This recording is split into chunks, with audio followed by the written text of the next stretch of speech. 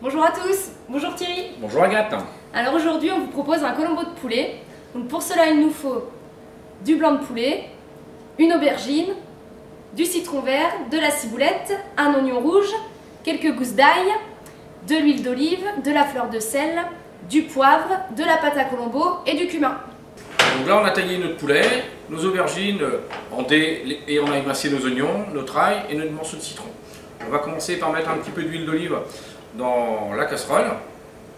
Ça suffit, il faut pas en mettre trop, on en rajoutera s'il faut. On va faire suer les oignons rouges. Voilà. Suer, ça va faire, on va retirer l'eau qu'il y a dedans. Et ça qui va nous donner le goût à notre sauce après. On va faire suer nos oignons rouges. Je reviens un petit peu d'eau. Il y a des sucres qui commencent à se former un petit peu dans le fond de la casserole. C'est ça qui va nous donner du goût à notre sauce. On va rajouter les blancs de volaille. On va bien les saisir, bien les colorer. On va rajouter les aubergines.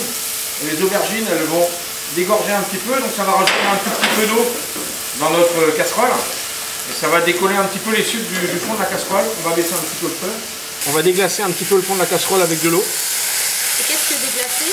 Déglacer, c'est qu'on va mettre une matière chaude ou froide dans la casserole. Et là, tu vois, c'est la sauce qui est en train de se faire là. D'accord. C'est en train de bouillir. On va décoller tous les sucres de la viande et des légumes.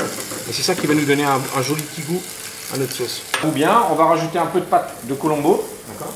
Si on n'a pas de pâte de colombo, on peut rajouter du colombo en poudre. D'accord. Un peu de cumin. Voilà. Un peu de fleur de sel, un peu de sel. Voilà. Un peu de poivre.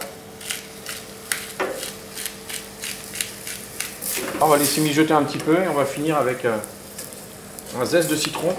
Donc le citron, il va servir d'exhausteur de goût un petit peu, il va relever un petit peu tous les épices qu'on a mis dedans. Et il faut combien de temps de cuisson pour faire un colombo? Bah, plus tu vas tailler petit le poulet, là, les légumes, là on a mis quoi, 10 minutes pour cuire le colombo. D'accord. Voilà. Donc si le colombo, on peut le faire à base de poulet, à base de porc, à base de bœuf. On peut faire exactement la même chose avec du poisson aussi.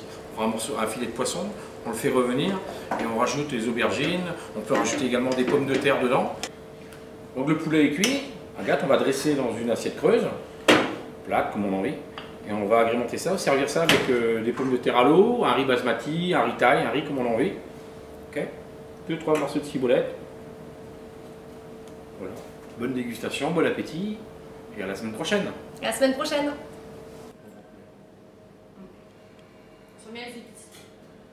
c'est pareil, c'est du poulet fermier qu'on a acheté. Du bon poulet, c'est important d'acheter une bonne variété de volailles. On a plein de volaillers dans la région qui